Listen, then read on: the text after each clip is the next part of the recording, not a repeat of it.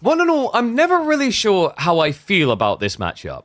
It is the closest to a mirror in theory, but can aggressively and quickly diverge into difference. Chinese versus Sushi. We are checking in on 3D Clans B, going up against Volta Esports Mahodo. And as you can see, we are in the round of 16. Winner of this will go up against SAS in the quarterfinals. This is indeed a BO3, which is why in the bottom right, it literally even tells you. Map is going to be Sunken Lands. It'll also tell you that down there. A little bit like Carmel, some differences. No big gold vein in the center. Has got the 1600 gold veins though, so pretty weak on overall gold gain long term. And another reason why both Sushi and China should actually feel quite good here. These are civs that just take very limited gold on the map and shrug because of taxation and supervision. One thing I'm curious about. Are we going to get double pro scouts? I don't think we can get a godly meditation guard, and that's too much split. But one thing to keep in mind on this map, you always have a 5 deer stack very close to your base. It's very simple to just shove these in. In fact, B might have a bit more of a jackpot. He could go for the forward shove and then probably on a delay come for the back one. So out of the two players, if one was likely to be able to skip pro scouts right now, I'd say it's more likely B.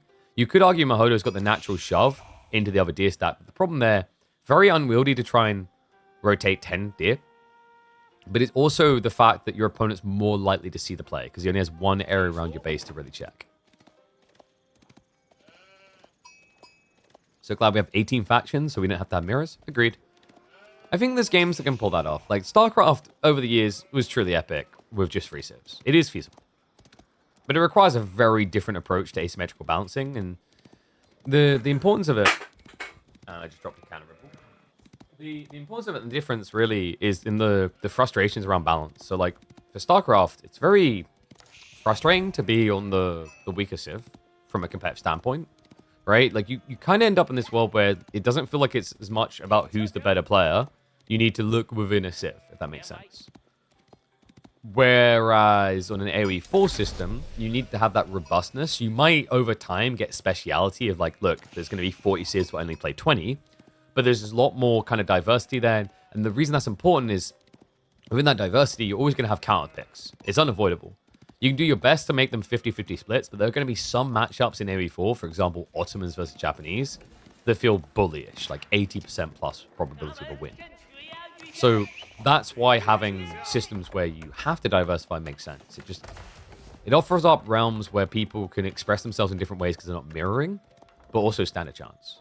And this isn't me like taking a dump on games like StarCraft, right? Like I always talk about my love for Red Alert 2, and Red Alert 2 was that type of game. Warcraft was that type of game. But within that, I think over the years, I can imagine as a pro player, it could kind of feel almost frustrating, but also inevitably accepting that you knew at some point you were going to suck. And unless you wanted to change civs, which was very difficult in those type of games, you had to do your best riding out a hard time. I don't envy that. So, in terms of what we got coming in here, he did go for a very safe meditation garden, was able to clip the stone and the gold, as well as 36 food, so 86 overall. And we do have the stables already. B, on the other hand, there we go. He's not going to miss out on a fun party. It is going to be pro scouts off here. But I'd be surprised if it's like an immediate rush. From Mahodo, it looks like it is going to be, actually. I thought he might open 1 or 2 horsemen. Fun fact about Sushi versus China. Sushi can actually annihilate China in a horseman race. Because of the Dali horses. Like, you have a clear scale point that puts you ahead. The only upside China then has is they generate a lot of taxation, but that's not useful for the horseman composition. That's useful for something else. Rename this tournament for KPMM to B weekly. Yeah, honestly, I feel like B should probably introduce me to his children. Have them call me uncle or something. I mean, at this rate, I'm going to be paying for their tuition. And we will get the deal aiming now. Doesn't want to allow for the shove. Could have actually done it himself as Mahodo here very early on. But much quicker timing for him. This is to be expected. Sushi just a little bit cleaner because they spend less on the tech up into feudal. And they also don't slow their economy early like B does. Because remember, when you play China, you're not building that Imperial Official. You're usually going for no IO opening. Aren't you guys so happy and excited? We waited 5 hours for this beginning of the series. Pro Scouts. Woohoo! Well, there's a lot of matchups that have a little bit more depth now when Pro Scouts is present, but this one is still kind of linear in the opening. Yeah, it's interesting as well because we mentioned, like, technically China does have a play around archers in some matchups, but in this one it's difficult because Shu can spam horsemen with dally horses. So you're kind of crippled off of what I would consider China's best unit, which is funnily enough feudal archers in this point in the game. You might be tempted to say go Chu, but it's so expensive, man. Spending an extra 600 resources to get access to a unit that Shu already have access to. How does that ever play out with you being ahead, especially considering that unit would also then be counted by the dally horses? So, B doesn't really have an aggressive point. Instead, it is just going to be greed. And that should be getting mirrored by Mahodo. Whoa. That's an ambitiously close mill, actually, and I'm kind of shocked. Why? The problem Mahodo has here is if the deer get dropped off on this side and too many villagers stack on, they're going to drop off at the TC. So has to be very careful to keep an eye on that. Yeah, that's why when you look over here, you can see B just shoved it a tile away. Better safe than sorry. And the reality check is, like, what are you afraid of being dove with here? Like, one extra tile away I don't think changes anything about these dynamics. Because as we mentioned, that archer opening shouldn't really be feasible.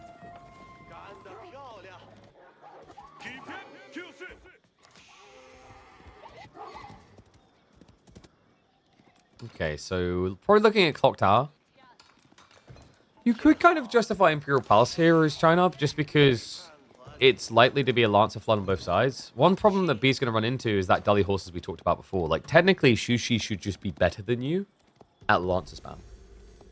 So, B, no doubt about it, is going to be opening with them.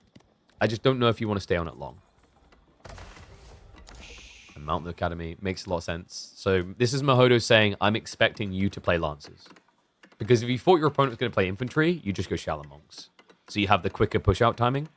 Because although the Shallow Monks are expensive, the reality check is it's still quicker than getting the 200 wood and then having to drop a monastery and wait. Who's Mahodo? Mahodo's a very capable guy. So Mahodo ranks fairly highly. He's actually 36th in the world right now. Last season, 49th. Season before that, 66th. Yeah, this guy kind of just came on my radar after the team tournament about a year and a half ago, where he was on Matisse's team. Back then, Matisse was the best-known Polish player in the game.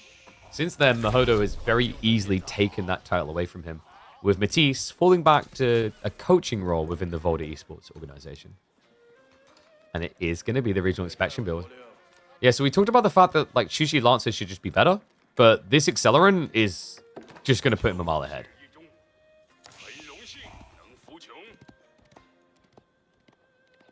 Not an esport guy. Wait, who's not an esport guy? Rogan?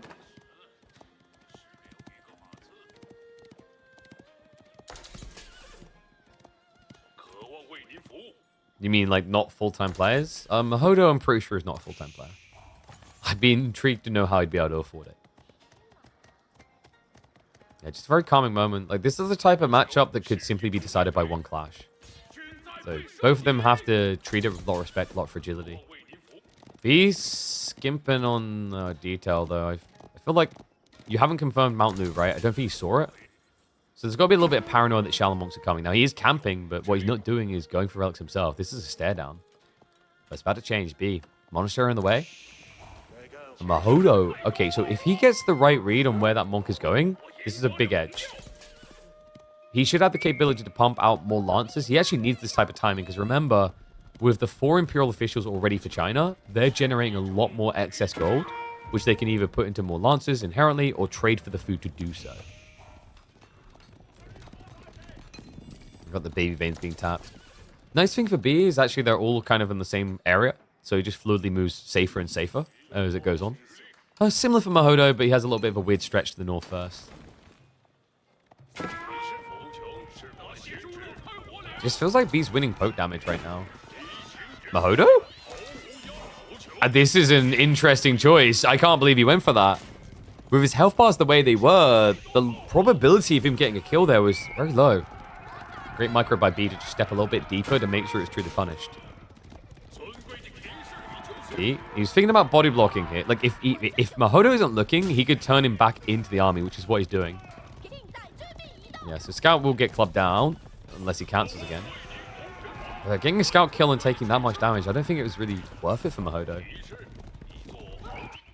There's a growing worry he's going to have to go crossbows.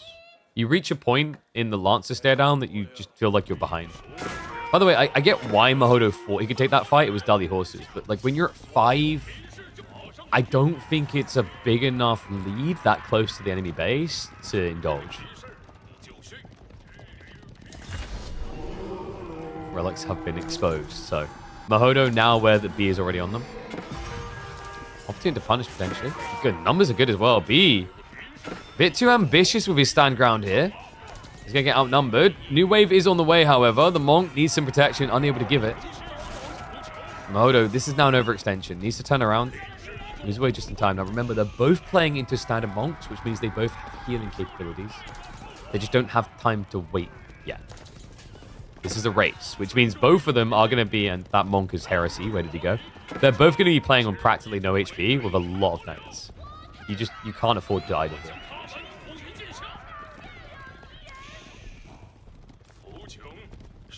Hodo's kind of worrying me a little, though. Something went wrong with the gold. He's just not gathering... Oh, no. At this stage, definitely worth an extra Imperial official. You've got 20 villages there. If an Imp official was here, that would be the equivalent an extra 4 villages of gathering. So it's worth sacrificing 1. That's the difference. Because I just looked at the count, and despite that weird follow-up brawl from B, he has a lead. And a very comfortable one at that. And what shocks me more is the fact that this is with regional inspection. It just doesn't seem to matter because Mahodo also is generating knights out of an unsupervised stables.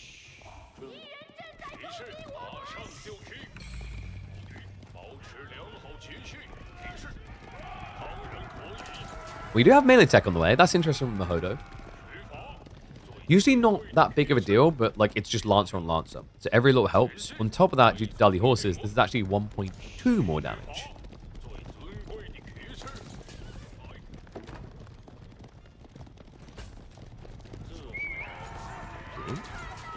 Really needs to just find the outnumber point. The deer split was pretty even from what I recall. As you'd kind of expect with the mirrored openings. Seems some of them... Wait. Is there a deer that I can't see? Because there's a deer icon on the map, but I can't... I don't know where it is. Like, there's still deer icons on both sides of the map, actually. But there is no deer. Like, what? That's weird. I don't know. I guess the boar spawn points may be overlapping, but... Ooh, B, that was a lot of running. Warlord's going to come out, so we'll scare him away. That was crucial. That was looking like a losing fight at that pacing for B. Reset, Mahodo does go back in. Because remember, if you have to run around just a tiny bit, the attack speed matters a lot for Mahodo, who's standing still. Let's clean up the ones behind him. It's going to turn into an overwhelm. B just trying to run those relics home.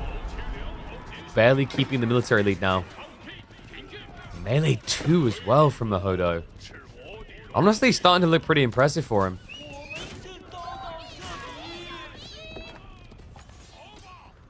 So at least going to get intercepted. So Mahodo in a little bit of a fragile state when you look at the HP. It goes both ways. You can see the B is kind of intentionally trying to lead with the healthy knights. Same on the retreats. Have them as your rear guard. Seriously, there is no deer, right? Like, can someone clip this? I mean, I should probably clip it. I got the button. There's no deer.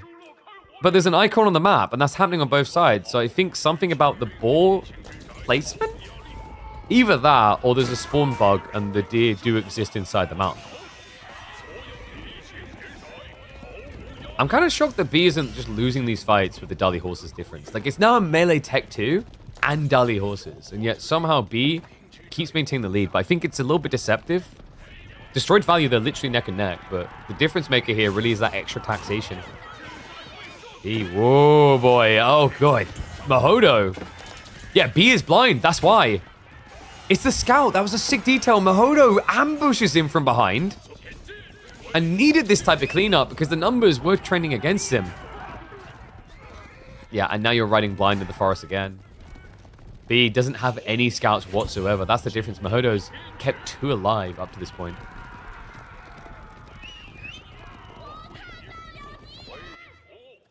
I do wish Mahodo would bring more boys over. Like, you can see what he's waiting for. He's running out of food, I think. So his assumption is that B must also simultaneously be running out of food. The way he's doing this, though, is a 50-50 coin flip. He either catches the economy or he doesn't. But you can't guard both, right? Because if you send 4 knights to each side, you lose the main fight. I'd argue what Mahodo could do is just send 2 knights to each side. I'm not sure if I like this play at all compared to just maybe maximum 1 knight or a scout. Wow, B. Okay, he sensed it, apparently. I mean, in fairness to him, it does kind of make sense. The gold's the only thing that could be exposed right now. Wool is going to come in. Lancers will look to dive deeper. Now, remember, relic split is complete. Mahodo actually took the lead there. A few villager kills really is all you need to maintain that lead and extend it. You are now diving the base. You are still outnumbered. And B's going back for more monks, so this is a key point. He's going to start healing. B needs to force Mahodo out of the base first, though, because the pressure is coming in for good reason. Look at the health bar on this raid. A lot of strong boys.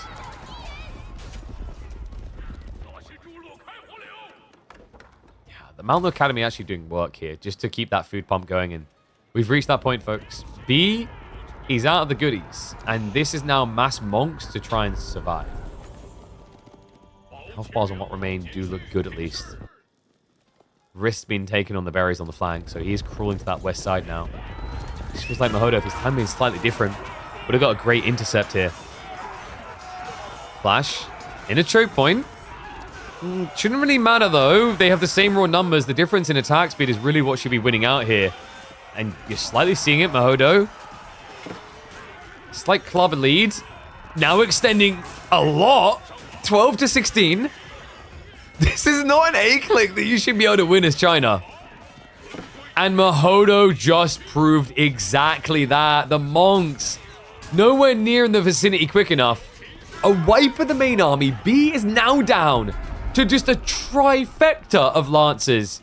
Up against 15 fecta. I don't know what the number would be for that in Latin. All I know is that is a win for Mahodo. Yeah, you heard that correctly. B, oh, he's going to wipe this 2-0. Well, step back, folks. The top-ranking Polish boy comes into this best of 3 with a big statement, now leading. One and all, that score is correct. You have come to the right game. B is losing right now to Volta Esports Mahodo. We hop into game number 2, Enlightened Horizon, and it is going to be B's infamous Ottoman pick. Mahodo, meanwhile, going for Knights Templar, a civ that isn't terrible necessarily at these Dark Age aggressions, but questionable whether they'll be able to beat the Ottomans. Yeah, this is going to be an exciting one. I mean, if Mahodo was able to 2-0, I'd be mind blown here. You can have a look at the brackets here. This is, of course, only the round of 16. That means we are in BO3 territory, which means B is at risk, which is why he went to his signature pick. Yeah, for those wondering how game number 1 went, Mahodo played phenomenally well in a Lancer on Lancer showdown. Sushi definitely a little bit favored, but the execution matters a lot, and he proved that he can do that. Question coming in from chat: how do you play Malians on this map? That's the easy part. You don't. Yeah, Malians is a little bit weird here. Wouldn't put them as a top tier pick at all. Something like Dry Arabia, just save them for there. Malians are pretty good, I think, on the current maps we're seeing in tournament play. I wouldn't say they're like S tier, but I'd say they're somewhere in the A tier pack. Ottomans, I gotta give it to them. I think Ottos have struck A tier. With things like Enlightened Horizon in particular, they might be approaching S for this map specifically. Oh, you're a Malian main? Do a Farimba Rush. Mansa Mustafadi Flood. Actually, you could Freeborn Flood early on. So it looks like Mahodo's just straight up going for the torch. Needs to be careful of this, because B could time it right. He's waiting. He's got the pump. He gets it! He snatches the gold away! B with a plus 150. Yeah, this is the problem. The threshold is, what, 150? You have to keep an eye on what you're doing there. Mahodo, he went at, I think, 190 with only 3 torches. The 4th one hadn't arrived yet. So sick play by B. And now he can run him out of town. Yeah, and this is where it gets rough. Like, think about the implications now, because B can get both of these. That's enough for a tech up, but that's then also accessibility to things like the double broad axe to do a archer race against what's usually meant to be a superior Knights Templar. Not as simple as that, though, courtesy of things like the meta. Yeah, Mahodo just going to try to waste some time, because the other thing that B can now do is split the troops. He'll chase you back, he can take the merchant camp, while also simultaneously taking his own wolf den. Great split.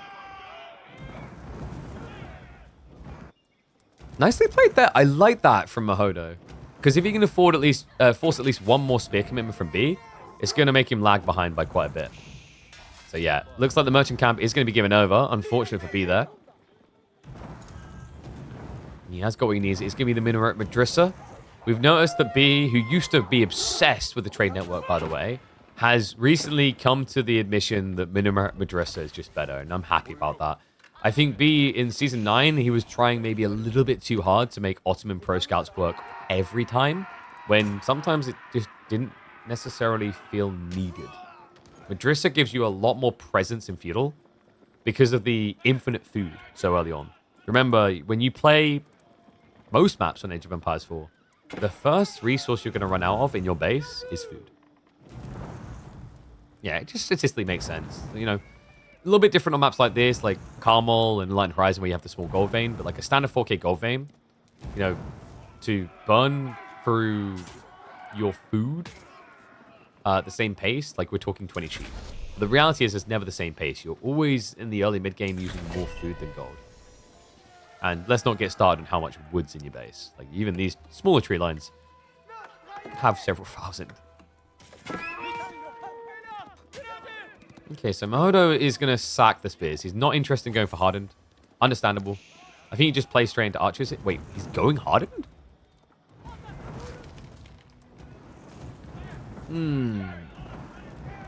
But B already has that. I guess it's because he's worried about the supply. Like, it kind of makes sense, but also feels a bit funky, because normally what we see Knights Templar do here, and in theory you can win with it with good micro, is Archer Chevalier. You know, Chevalier is usually the go-to way. Pilgrim is going to get intercepted. This is the spit in the face. I am making my way to the Holy Land. What do you mean it's not Christian?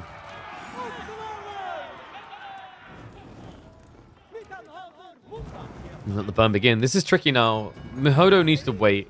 If he dives out with 2 archers, he's not going to kill anything. He might just lose units, or at least get heavily injured. He's going to start to poke. But you're going to see it's very difficult due to those imams. Even the runaway.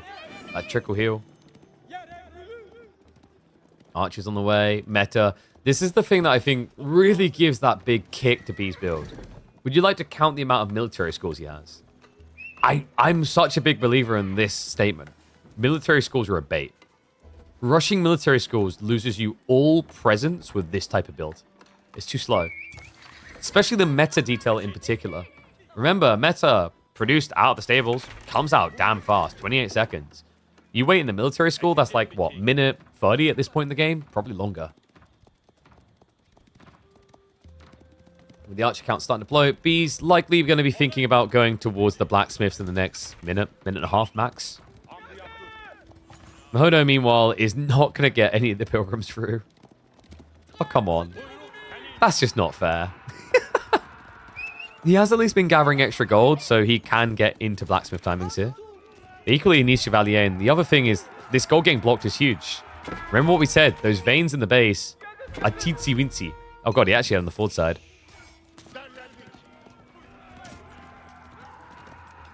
This is so frustrating as well. Like, you have to kill the archers, but the problem is, because you don't have enough to instantly kill those Ottoman archers, they get healed. At least when it's spearmen, you don't need that many to get an insta-gib, so the imam heal is kind of irrelevant. But that's where this feels ultra bad. Like, if you ignore the spears, they will kill you, but if you attack the spears, the archers win. It's kind of damned if you do, damned if you don't type feeling. He's going to try to snipe onto the imams. That's not going to work, though. And remember, this is just an always decreasing health bar versus an always increasing one. It's ridiculous. This is like playing Heroes Might and Magic against Vampire Lords. If you don't kill them, they regenerate. I think it might be, for newbies, the most annoying unit in that game to encounter.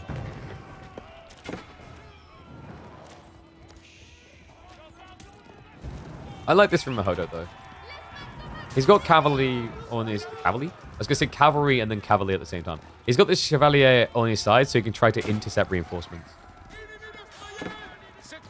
Problem here is, like, the Sipahi count is actually good enough to mirror him. Rax has been left alive, and I actually like this from B. It's just not a threat to him, because he has the archer lead. Like, if you spawn units out of this, you lose units from this. It's a liability.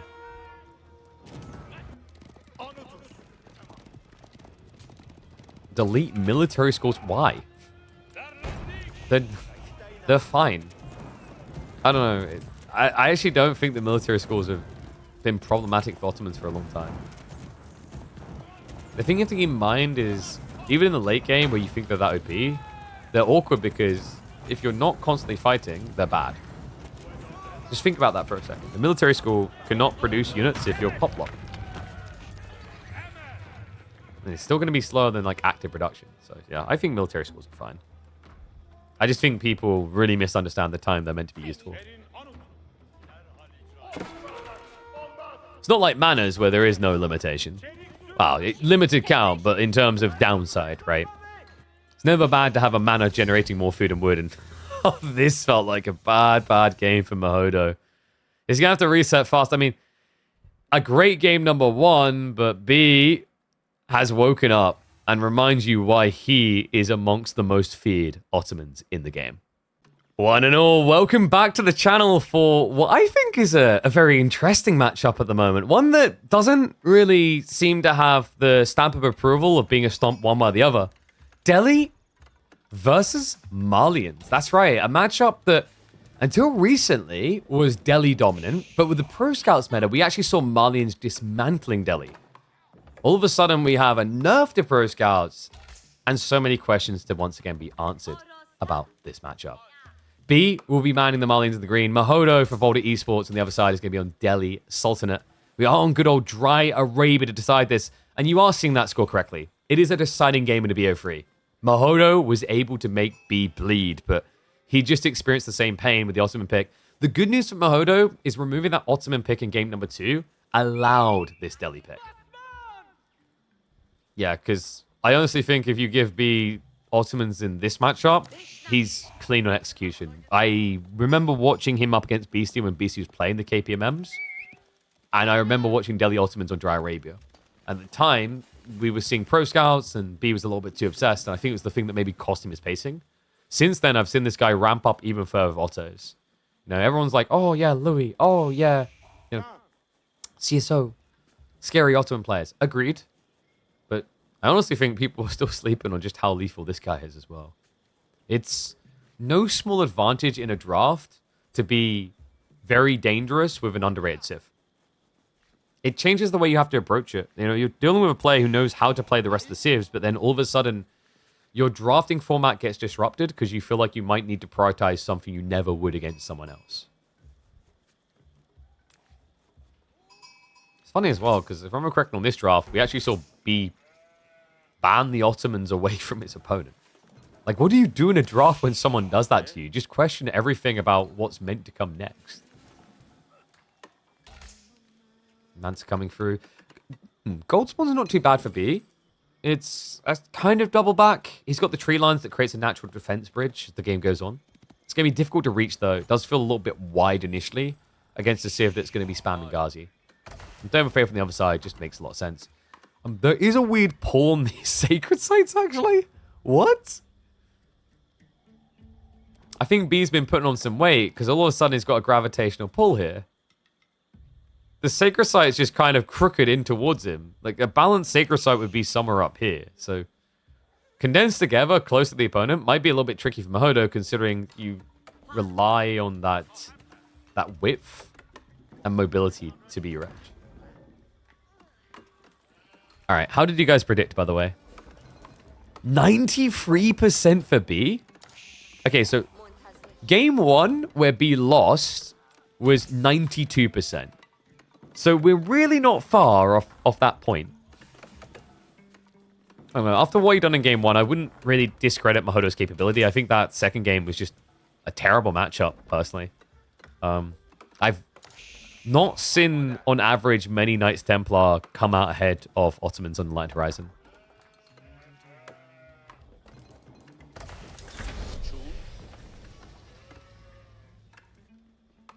Okay, so tech up complete. B, with this type of gold income, you're thinking Pro Scouts. Not really. It's just pit mines do this to you. Pro Scouts would feel a little bit tricky against Ghazi. It just kind of feels like you're setting yourself up for failure. Normally, you're thinking Donzos to begin with. There we go. Yeah, so it's going to be the Rax drop. Mahodo, a little bit slower on actually the gathering here. Yeah, he could have actually maybe threaded the needle to a slightly quicker stables timing. But it should be fine. Like, this is the other thing. Although Delhi are very much optimized in the early game, they're also kind of forgiving because of that production rate with military efficiency. So even if you're a little bit later in your Ghazi timing, you quickly use up all your resources anyway. There we go, stables on the way in. Spawn pattern for Mahodo, pretty bad, actually. Ooh, extremely bad. His starting berries are back, but that doesn't matter against Malians. You'll have them. It's fine. But everything past that, like his double forward berries, tree lines to the sides, which is taking up space where extra resources could have spawned.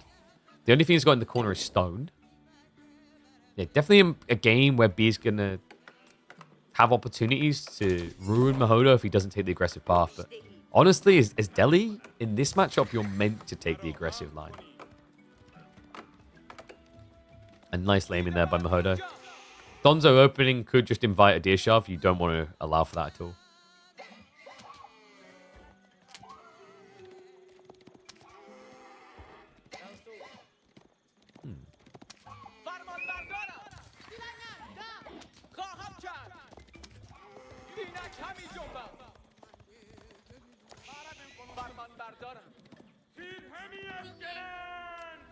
Wait.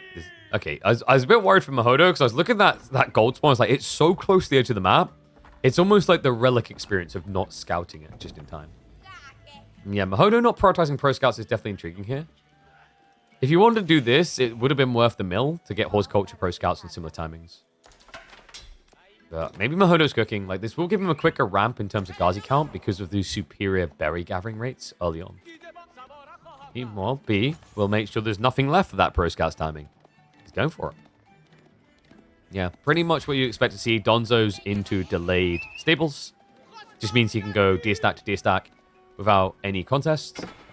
Mahodo's going to need to rush into the archers. Now, normally this feels bad against Malians due to the javelins, but I think that's what makes the Delhi-Malian matchup potentially one of the most intriguing ones. Is even though historically we've had stomp phases for different civs, where a long time it was Delhi and then recently it was Malians, the reality check of one side having premium javelins and the other one having premium Ghazi creates this very eerie back and forth dynamic. And then I guess you could say premium spears as well. But I think because it's premium cavalry, that balances out against a double premium infantry, if that makes sense. Because of what Delhi do on the map. Like, it's not like you can get Donzo's javelins and stay at home. You have to come out. Why B take that North Gold? Because it's more subtle, I think, was the idea. Less likely to be kind of seen. And he's also playing south side pretty aggressively for the deer anyway. So it keeps him in the same vicinity. Whereas if you think about timings, if he went for the north one, he might be obligated to pull troops up here. And then all of a sudden, the deer get blocked.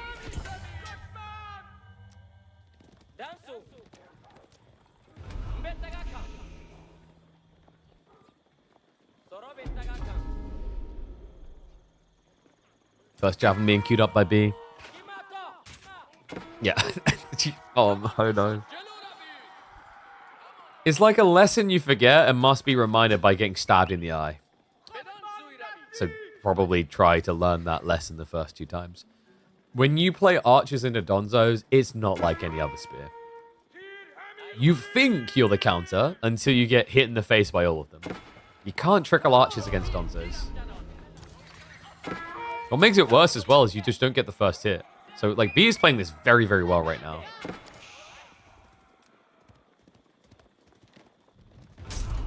Admittedly, those Donzos are more pricey. That's the trade-off you pay, but B at least gets some trickle damage in. The problem is you're up against the Feudal Age healing opportunity from Mahodo, and on top of that, it's 3 Sacred Sites locked in. I don't like this right now from B.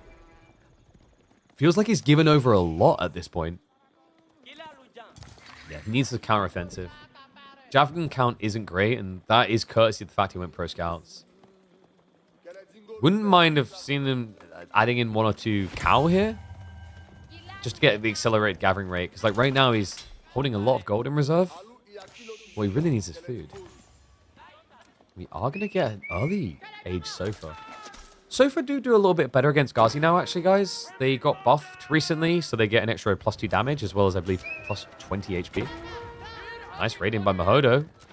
Can make it 2 worker kills, but unfortunately for him, the Donzos come back just in time to stop the bears from stealing all their food.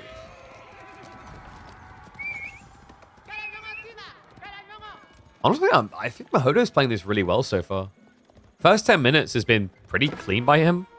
Outside of some small missteps like that Archie almost dying, but nothing that is, like, infinitely punishing here. Does need to be careful now that he's lost the scout, because he is riding blind. Pretty smart by B. I think that was intentional, killing the scout as well. Because once that's done, like, your opponent can't actually see what he's raiding towards. It's not worth the risk anymore. Mahodo now forcing that blacksmith timing. We don't have that wretched out B yet, but the thing, there we go, I was about to say about Malians is it's so organic. Because of the pit mines and the Mansa, you always have enough gold to mirror the tech timings. I mean, especially this build. So far, he's been very food heavy. All right. I'm curious now because we had an overwhelming vote in favor of B. But now what? One's if you think Mahodo on the Delhi is going to win this. Two's if you still favor B with the Malians. Because that was a very skewed vote that I saw in chat. Wow. Okay, look at the ones. There's a lot more back and forth than you would have anticipated based on that Gamba. He's at least now moving out for a decap, and Mahodo's cruising, man. Check this. He's going for castle. I think the timing's really good for it as well, actually. B doesn't have anything. There's no Farimba play off the back of this. You've only got 6 javelins. It doesn't work that way. You need more. Donzo's scaling here is going to feel rough, especially with the veterancy of archers rushing in. Mahodo has 13 scholars. He also has the ability to play flank, which he's now doing. In fact, I'd love to see him just sneak a scholar north side. Like, these are just for free. It's impressive, actually, because we talked about this berry spawn being really bad for Mahodo. Felt like he was very exposed, but between the deer, the berries, his timing has been perfecto here. Scholars are going to be seen running out. Okay, so B knows. Like, that is a dead giveaway. I don't think you ever need to pull double scholar for a single sacred site. That's when, like, no, we were definitely running to 2 different sacred sites. I don't think I believe you. Oh, no. Got to be careful as archers stand their ground. Yeah, you see what he's trying to do? He's trying to block the reveal, because if he backed up a tool, the House of Learning would have been seen. But tech up complete. Immediately, Home Blaze does get queued. Steel Arrow 1 is about to complete. Veterancy's a minute and 12 seconds away. That's a long wait, but the men at arms will be able to stop B from diving. Instead, it's going to be knee-jerk react into Farimba. I do wonder if you could consider Fulani here. You've got a decent number of Sofa and just gradually scale it further. But that would slow down your tempo, and you know that would mean all relics for the Delhi. Well, B, we know he's very good at these aggressive timings. Especially when it's an unorthodox type of strategy. And, you know, seeing this many Sofa coming out this early isn't your norm for Malians. But it is normal for someone who goes greedy to get punished. Check this. Raid across onto the workers, and he knows he needs to run. There's no point getting in that outpost. He doesn't have an army to react with. So we'll just try to run away. But the Sofas with the body blocks, well played there by B. Slows it down enough that Donzo Javelins are going to catch up. Army now reacting, but the Sofa still fairly tanky against this. We'll just reset and move away. Farimba's now coming in behind. And B, he's doing it. This is Mansa Musafadi. Oh, this is sick. Please tell me this is Mansa Musafadi.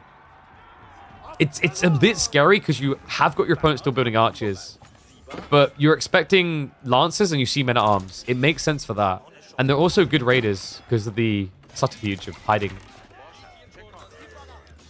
If he sees the extra archers, he would likely not. Like, we can see clearly what Mahodo's doing, right? It's mass archer now. But for B, the Mansa Musafadi just feels logical here. Because you don't know what your opponent's producing next. B also has been known to hold the point. Okay, there we go. It's going to be javelins. Did he scout it? Yeah, I think he just saw enough archers that he's convinced it's not a good idea. I wanted it so badly. The Mansa Musafadi is a really cool choice, but it is by far the most situational, in my opinion. The problem is nowadays, most people scale mass archers.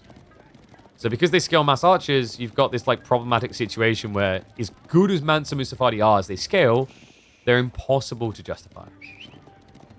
And also, because your opponent is building mass archers, Javelineer just sounds even better.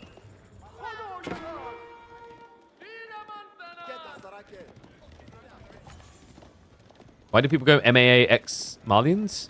It's more a cost efficiency standpoint. Men-at-Arms produce a lot quicker than Lancers, and you needed something heavily armored. And Men-at-Arms is still going to bulk and move quicker than a War Elephant. Plus, you don't really want to build a War Elephant against Donzos because of that initial projectile shot.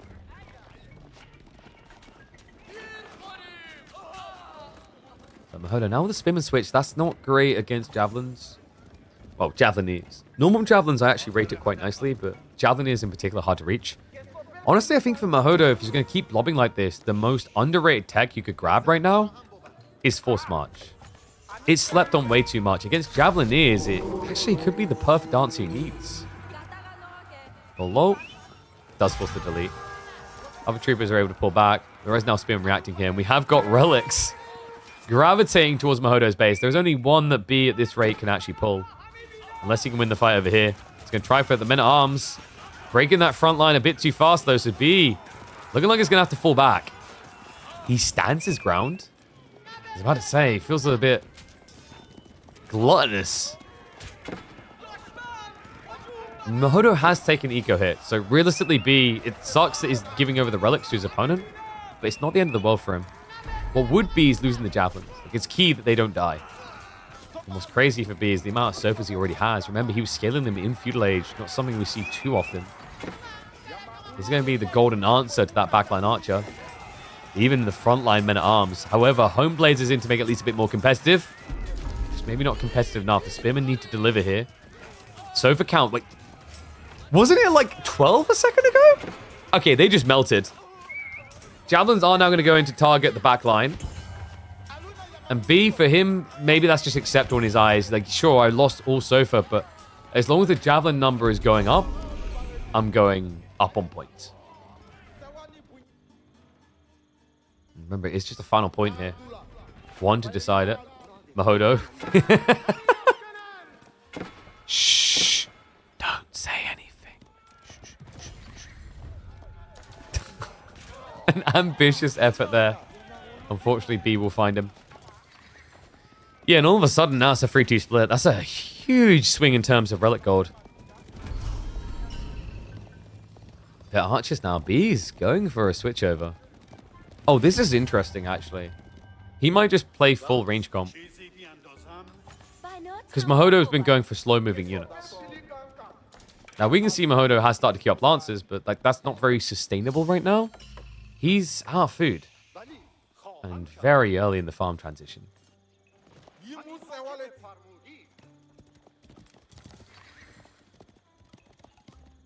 When people go MAA, I'm always happy as Malians. I think the thing you have to keep in mind for Mahodo is if he didn't have scary looking units there straight away, he would have been dove. So like the men-at-arms may not feel good in hindsight because, oh my god, Mansa, oh my god, Sofa. But if you think about how big B's army was, if Mahodo didn't get the tankiest thing out straight away, he could have just died. And Lancers, once again, it's not just a case that they're too slow, it's the fact that there's already a massive Donzos. So yeah. It would be nice to be able to react to what is coming 2 steps ahead all the time, but the reality check is there are stages in the game of AoE 4 where if you do not react to what you see, even though you know that something else is coming, you will lose the game. And I think For Mahodo, that timing into the men-at-arms was one of those.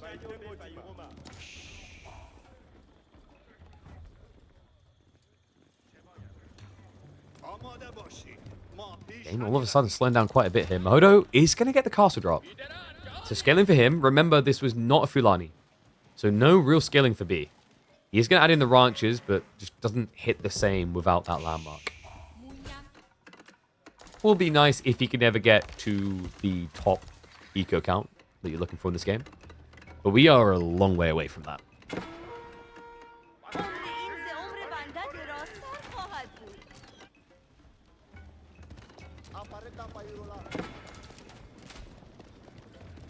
This is a tricky phase I find for this contract choice, or rather this landmark choice as well. Whenever you go for Rimba, you just have to keep attacking until you've built a big enough lead. And B hasn't really done that in this game. In fact, if anything, he's losing the small lead he had. This Lancer is just clonking them down. Oh my god. We'll get this around and we'll get the kill in the end. But it did come at a price. And the price is going to get more expensive. Village Fortresses just got queued up. Wi-Fi has been activated. So just 1 minute and 45 seconds until this becomes a town center. But to the point of the Farimba, like, the only play out of this, and he is doing it, is 2TC. You have to suddenly TC boom, because the reality check is Javeliniers, like, once you're both at 200 pop, they're not going to feel great. Because the problem is, like, once you reach 200 pop, we're now at the point where we're just kind of A-clicking into each other a lot of the time. And Javeliniers need more of a nuanced approach. They're essentially raiders. They need a lot of runway, and they need the space to poke, initiate, pull away. But when your opponent is just barreling 200 pop constantly at you, Javeliniers can't keep up with that. So for raid. Hold on a second, Mahodo. Look to dodge death. The Spearmen are close enough, and he has even got the relic ball, so we'll always come out. We'll scare him away. Be able to get 2 kills, but remember, Village Fortresses is now just 40 seconds away. Sorry, make it a minute due to those scholars chilling in the base. More walls. He's got another one as well. Yeah. So he's ready to bait him again.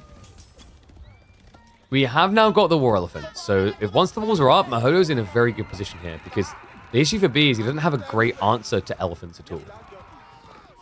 Not War Elephants. Like, if this was Tower Elephants, Javeliniers melt them, but the poison damage is okay, just not crazy against something with 850 HP.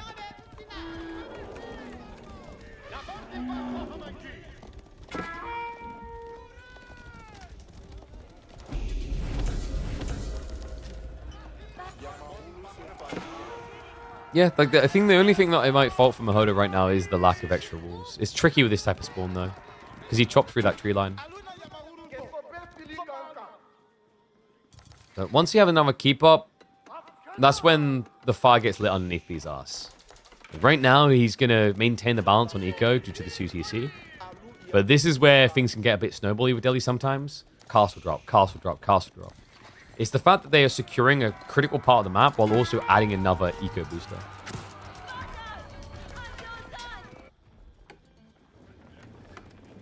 I wonder, is B hoping to just surprise him with the archer reveal? Show the sofa, force more spears, then come in?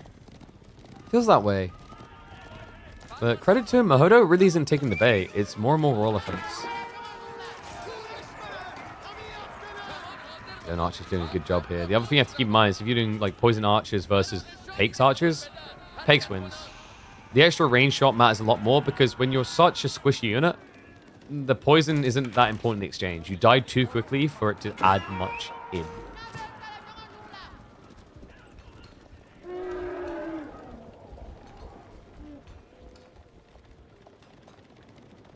Mahodo, the big thing I think that worries me for him right now is what's the farm count? 19? Okay, that's not too bad. That's better than I would have expected. But he's still not there yet. And War Elephants is draining economically. He's going to have another castle drop shortly. Like the way he's just shoving up against this with the Mahoots is actually quite quick. Okay, we do have the full ranch set up now. So full cows, as well as the 2TC. He does not have farms, which is why his food income is pitiful at this stage. Only 800, 850. Then again, Mahodo like still hasn't resolved that issue fully. I think we're likely looking at what, wood into a farm transition. Meanwhile, Mahodo tries to guarantee there is no sacred site threat here. He's going to move in for the keep drop and look to accrue some more gold himself.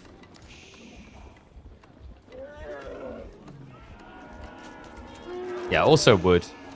Because remember what we said, he needs more farms. He's also sticking to archers. They're proving more and more effective as it goes on, because this is the weird thing about Beast Comp. The moment he added the archers in, you don't have the same kiting potential with Javelineers anymore. You've slowed yourself down, so your opponent catches up. To make matters worse, we are seeing that tech now. Force March with spears here could be quite desirable. Would need more to justify. Archers even makes a lot of sense. Just gets on top of his opponent. I think you want the right situation, because obviously you want to lead the war elephants. Speaking of said elephants, only 17 Donzo. Only. It's really not that much against 4 war elephants. They cave your skulls in. That is an expensive loss. Mango gone. Sofa's trickling in against war elephants is the worst thing you can do here. You just need to get on top of him ASAP. Sofa are going to dive to the backside, but there are crossbows there. And they're healing the war elephants. He's actually doing it to him. Donzos are stabbing the spears and scholars instead of the unit they get so much bonus damage against. Archer's at least taking a stab from the side, so it looks like Mahodo's backline is going to get traded out here. The war elephants are starting to wrap. If they reach the big range ball, instead they go after the mangoes. And yes, you're right. That was one hit. Be reluctant to give it up, but he's standing his ground, and the elephants are now here. The thing you fear most. It's there when you close your eyes. You hear it screams when you try to sleep. It's the Delhi elephants. Oh, but these are reasonable, man. Like, you pay 750 research. No, get out of here. Time and time again, we see players dismantled by this. It is so potent.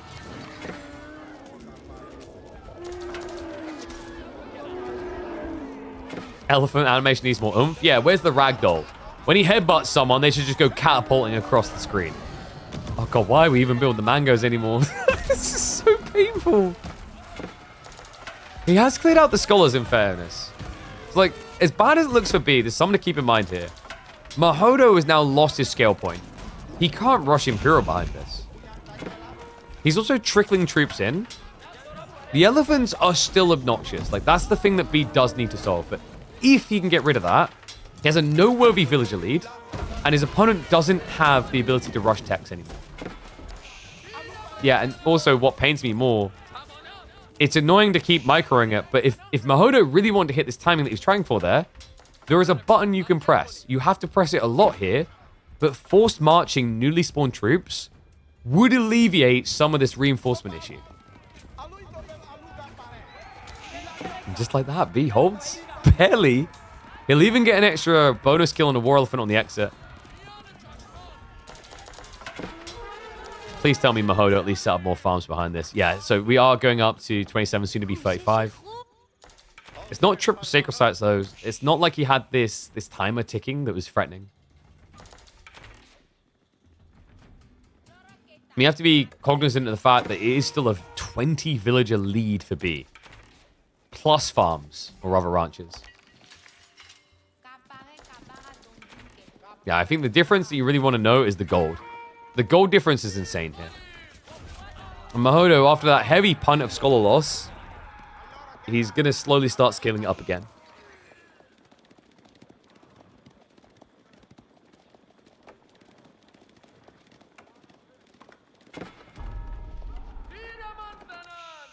Third is at least being locked in, but we don't have keep drops near that south side. There's a good spot kind of around here for Mahodo, so you place it between the gold and the sacred site. Doesn't have the stone for it yet, though.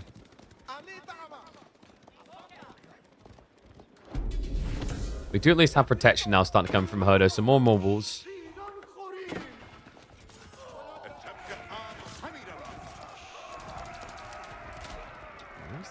Mahodo is going to posture for the fight. Numbers are still on his side in fairness to him. The Javelineers are proving less valuable as we're seeing in these fights at this stage. And the Mangoes aren't necessarily going to be that great. One, due to mobility issues, and two, because they're only castle right now. So yeah, like, I'd still say Mahodo's ahead, even after he burnt his whole army there. But it does feel like it's a matter of time. You have to remember, Long Castle is not great now for Delhi. The reason? They're running out of things to research. The value point in Delhi is burst worthy. You enter an age, you save all these resources. You enter an age, you save all these resources. Well, we've entered the age, we've saved all the resources, and now there's not much left to save. Now, it does mean you have all these upgrades, but when you consider B's better gold income, he can mirror it into any techs he needs.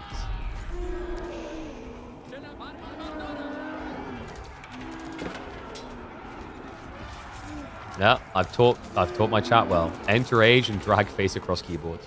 It's a very complicated civ, you know? Because sometimes you accidentally, like, swallow a keycap and choke on it. Mahodo choking this fight. Only 10 spears. Still a lot of donzos. Mango is going to be fine. It's the war elephant that worries me.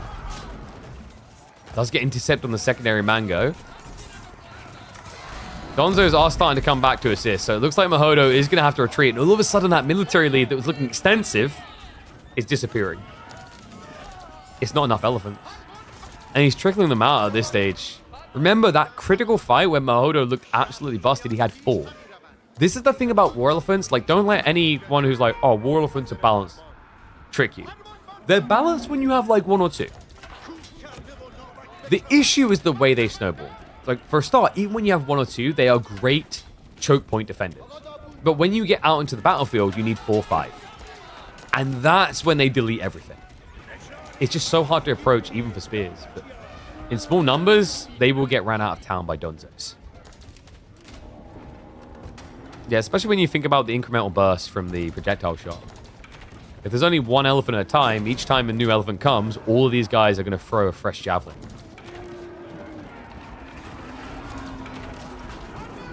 Mango shot. So if they do get in, this is ideal right now. The donzos aren't being targeted by the archers. Great fight here from B. Mahodo trying to rush up the castle. Not sure if it's going to be quick enough here. His own Mango's now getting intercepted by the sofa. And the elephants, only 1 left alive. Javelins target firing down the archers. So castle likely to go up for Mahodo. But military lead now with B. And the Mangoes are approaching those villages. The only archers left alive. It'd be worth hitting villages instead. Does end up getting the final hit with the elephant there to take out a Mango with him. And castle now up for Mahodo. B needs to get out of here. Is going to lose a Mango on the exit. Mahodo getting some much needed gold for additional elephant injection. B needs to make his own claim soon though. He's got the stone gathered. He just doesn't have a clear target. What Mahodo's done here is brilliant in this game. He's locked in both 8k veins.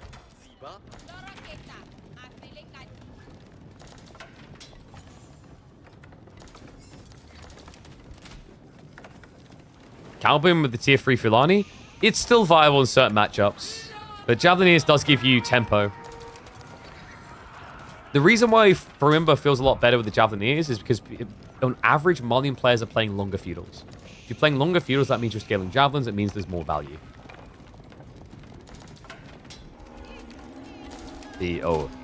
Wrong place, wrong time. He's running out of wood though. No, okay, he's fine up here. Yeah, he's just being greedy. To be... I mean, you could just snake Imperial here, no?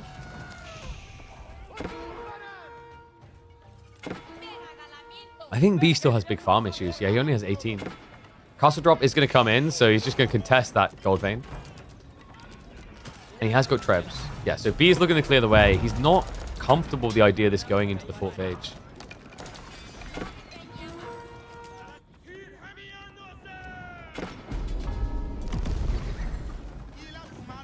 Active gold gathering for B is also going to become a problem soon, which is why he's going for this. He even just runs the villagers underneath the castle. Starts to go for the cap. And a second... Okay, come on. Calm down. He's going for another keep drop. What? What is this screen turning into? It's a castle race. of a different kind. It looks like it's going to be a race to zero for Mahodos. A flood of Donzos comes in. Reaction force is going to be the War Elephants. Archers are A-clicking the foundation right now. Not good. Javelins do arrive to intercept them just in time. War Elephant not able to get any deeper. The body blocks are effective, and he will get the castle up. So both of them get another stronghold here. The difference is that B has now secured the 7,000 gold. This is one absurd meat grinder right now. It's crazy as well because like the food numbers aren't that incredible. It is now spiking up for Mahodo. B still hasn't answered the farm issue though. He's lacking in that department. Only 18 food workers. Yeah, honestly feels like he's trying to go into a mech build too early. Meanwhile, Mahodo finds the little farms he has on the back. Forces the idle time there. B just kind of looks stuck. It's weird, man. Like, you know, when you play Malians, you're thinking Zerg, you need to have more troops. Never really feels like he's got an overwhelming military edge here.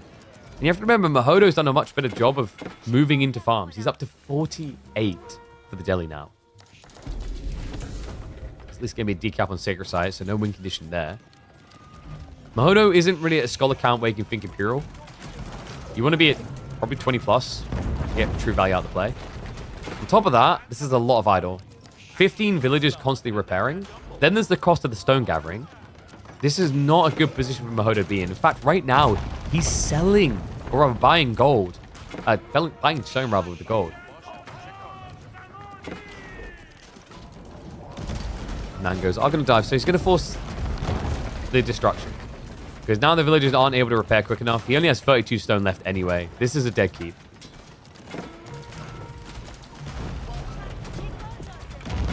Did he just buy more stone? I think he did. Okay, Mahodo, this is getting ridiculous. It must be like 230 gold per 100 stone. I don't even want to look at the trade rate, do I? Okay, 190. 190 is not as bad as I was expecting here. But he's running out of gold. And remember, B can actually match the repair for a lot less because of banker repairs. Which he did research when he originally went for that castle drop. B with 1,000 stone can definitely justify it. I think the Mansa has been... No, he's just been actively gathering. Calming moment here. Has given the space for B to get the mango advantage. Mahodo with a very static army. War Elephant's going to look to be the dynamic force. It's going to start diving. Donzos, they actually do bait a mango into its death. But the War Elephants, have they bitten off more than they can chew? One already down. Second one looks like it's not going to be long for this world. Poison Javelins are trying to take it down faster, so that's 2 dead. But the War Elephant, there's still one of them standing here. B is just heavily outnumbered in these engagements. Villagers are going to top off the castles, so should be able to just pull back a little bit. This dive doesn't feel sustainable for Mahodo. Even boiling oil now on the way from B to guarantee it. Mango, decent hit actually coming in there towards the tail end, but the elephant's just not being answered anymore. No, one elephant to rule them all. He's going to retreat away from him now as he starts to experience a bit of target fire. Or not. Wait, what? Oh my god, it was the pathing. Is he going for the villager? No, no, that's cursed pathing. That was for the mango. The 2 archers there. He clicked on the mango. The 2 archers forced the pathing to go all the way around the castle. Don't do it again. Because this time it'll be your own troops that force it. There we go. Gets in. Mango kills achieved. Mahodo now with an overwhelming military lead. B has to pack up and leave. Has B at least sorted the farms? Because his food income has been clawing upwards. Yeah, he's at 50, adding in another 10. Okay, so this will give him the flood. Musafadi here? I guess for him, he has more gold than he has wood. The Donzo's a bit difficult. And Donzos are a little bit weird. That Javelin Throw does do some damage, but it's actually only 50% damage. Because remember, it's ranged damage.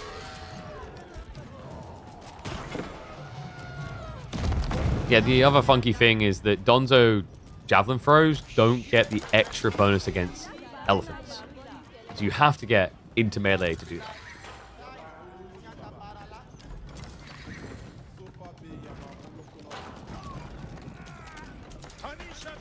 I can't help but feel B just keeps going to the mangoes a little bit early. This is the ideal Imperial comp. The other funny thing is actually if B reaches Imperial, Mansa Musafadi becomes incredibly effective here. Perhaps we've got Outpost crawl by Mahodo.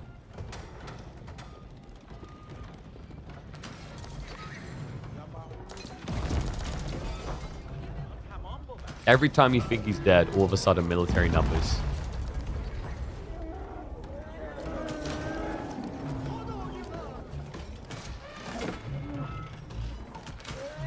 This Musafadi switch up is definitely interesting.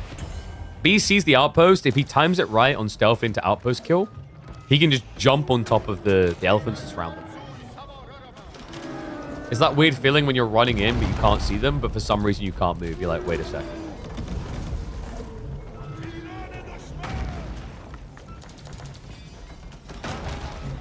And goes after him for the snipe. Trebs as well. Banker repairs just come in clutch. You see it's just 4 villagers to stop. What was that, double treb? Damn effective. Elephant count getting ridiculous though. We're up to 6 now. This is getting harder and harder. So far, I'm going to try to flood from one flank. Mango trade out. B, he micros away the injury. Base Mahodo in deeper. That's going to be a loss of siege. Behind this attack is on the way from Mahodo. The pass assaults him, but... Wait a second. Wait. Can you actually justify that right now? The elephants are gone. And the mango advantage. Mahodo, the timing on this. The greed might come to bite him in the ass. B now building momentum here with a fast-moving composition. Mangoes with the crawl in, and behind this B, back on the gold. Food income surging upwards. He knows what happened here. He understands why Mahodo wasn't able to hold. He's going to mirror the tech. And on top of that, massacre the villagers. Mango, you need to be careful with this, because the torches could come out. But Mahodo doesn't seem to notice or care. So villager losses adding up. Springles are an intriguing choice against the Sofa. Great against the the Musafadi rather, that will be Mansa Musafadi soon. Because remember, with the Farimba, if you get to Imperial Age, you can choose a second unit upgrade. Freeborn is also desirable here due to their tankiness in late game, but Mansa Musafadi would just make so much sense. And he goes Griot Bara. Oh, this is a true flood. This has to be Mansa. The food income is about to go through the roof.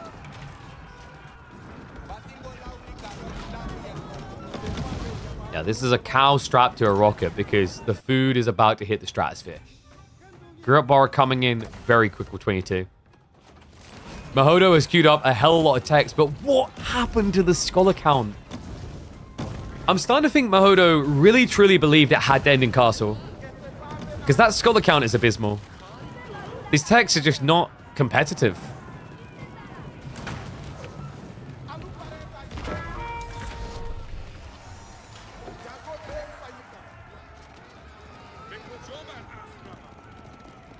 B, there it is. Musafadi. Farms are also spreading wider. Bad news for him as the Sofa arrived there as well. Mahodo now trying to switch into Mass Ghazi. That's bad news for him because actually Mansa Musafadi can beat the Ghazi.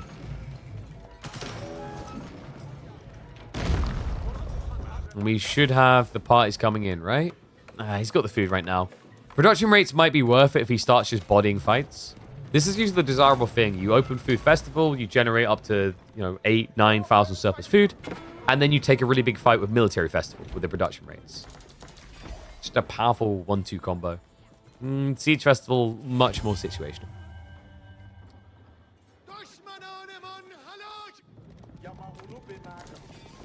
Thought the Huntress could have been good for mid-map control. There's just not much gold left there. Maybe if he dropped it south side, but outside that, I don't rate it that highly. Nice body blocks to the Sofas. So, decent amount of worker kills there. Yeah, look, it's gone. It just wouldn't have been worth it to secure this gold.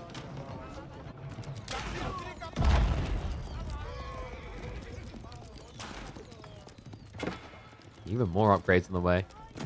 Yep. Javelins are going to be tiered up as well. Sofa have found the tree line. The raids are starting to leak in. This is the problem. Mahodo, he was so fixated on the center because it kept B there. B needed to flank raid this whole time. He couldn't. But now he's free to do so. He's unshackled. And all of a sudden, Mahodo's lack of walling is coming to bite him. Malian villagers are feeling ambitious, but they can. The Ghazi just not that good against these Mansi Musafadi. I mean, look at these things. They have 7 melee armor. Reminder that when they used to have elite army tactics being armor instead of health, I think it was 11 or 12 they ended up at. It was quite frankly ridiculous. Spears were doing 1 damage to them. Yeah, this is turning into a massacre. The sofas just aren't dying quick enough. Mahodo has got reserves of food, but it's the wood that's worrying me now. Castle. Did flop and drop over here. And that's now gold secure. So B has everything he needs. You could even consider things like gunners here. Instead, it is going to be a play now into archers with silk bowstrings. So yeah, just looking to outrange and out-Daka the Delhi. Delhi that have at least got some of the elite tower elephants coming in. Just not sure if it's going to be enough of them. B is everywhere. If I shoot this game, and I shoot this game 20 minutes ago, you would not think they were the same game.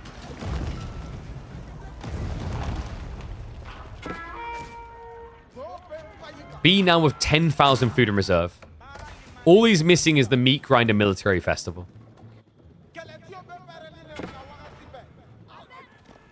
Another keep drop from Mahodo, skewer the wood.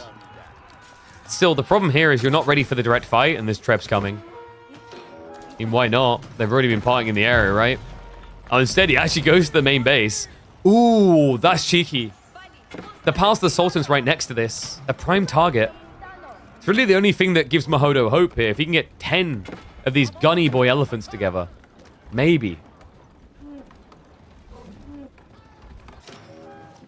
It's always these farms. Yeah, whereas before it was just the Sofa, now it's the Musafadi, which makes the Spearmen suck as a counterplay.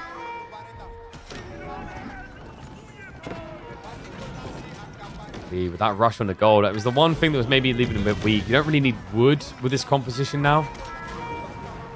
Even if he did, he's got plenty of that still up here.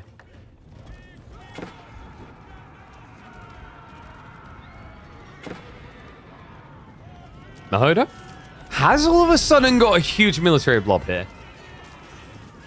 It's a bit deceptive. 20% of it is scholars. He's going to show some respect, though. Starts to back up. Cannons are on the way. Yeah, I just need 45 seconds for that. Man goes. Going for the wallop. He does not have adjustable crossbars, though. And looks like the elephant's going to try to dive around the side for this. Gunshots coming in big. B. Has he overextended? Now, the castle's helping out a lot from the sides here. The elephants are just bypassing for the reinforcements, but the problem is they suck against melee. And this is a lot of fast melee. Mansa Musafadi, Sofa, as quick as it gets. The only thing that's missing here for B is the Farima leadership that would allow a full run down mid. He might hit it anyway. Mahodo, I think it went too fast here. He had mass military, thought it was a good timing, but pretty much gets entirely reset on the gunpowder elephants. Only one remaining alive now. Ghazi are going to get freebie. They jump on top of the mangoes. Will be counterplayed now, but not before they take several of the siege with them. I can't believe that. Mahodo had to be feeling the frightful approach as he wrapped around the back there like, okay, this was feeling good. Now I'm getting a bit worried. For good reason. They're just not carrying these fights. It's the scholar issue coming back to bite him in the arse. You saw at the start of that fight, he didn't have this. The extra health. And he still doesn't have biology. I think Mahodo needed to somehow negotiate himself 6 or 7 more minutes here. He's still 4 minutes out from biology. B has to be aware of that. I'm sure he's clicked on the elephants gone, okay, it's not in yet. So you've got to be feeling like you need to strike soon. He's also missing biology himself. So the Sofa haven't been upgraded. We do also, by the way, now have trade all the way across to Mahodo's side of the map. Oh boy. Which means gunners.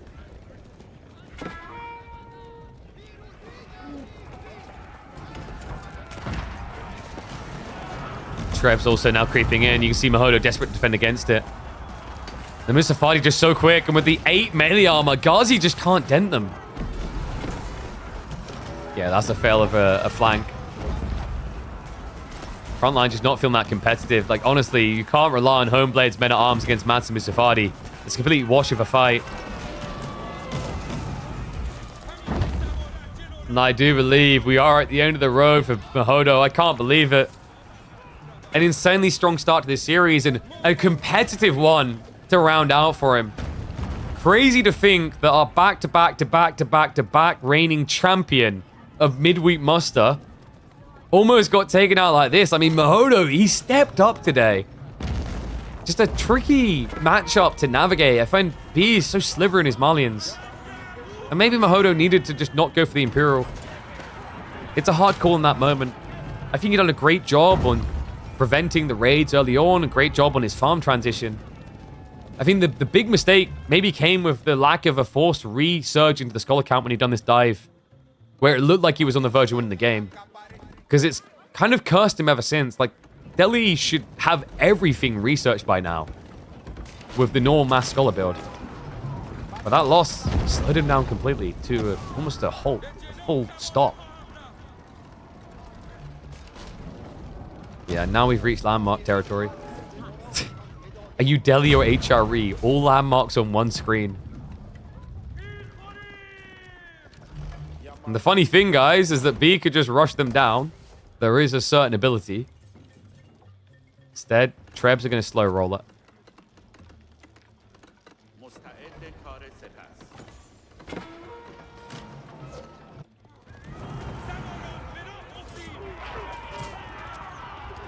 Guys are like, oh wait, we can just walk in here. Yes.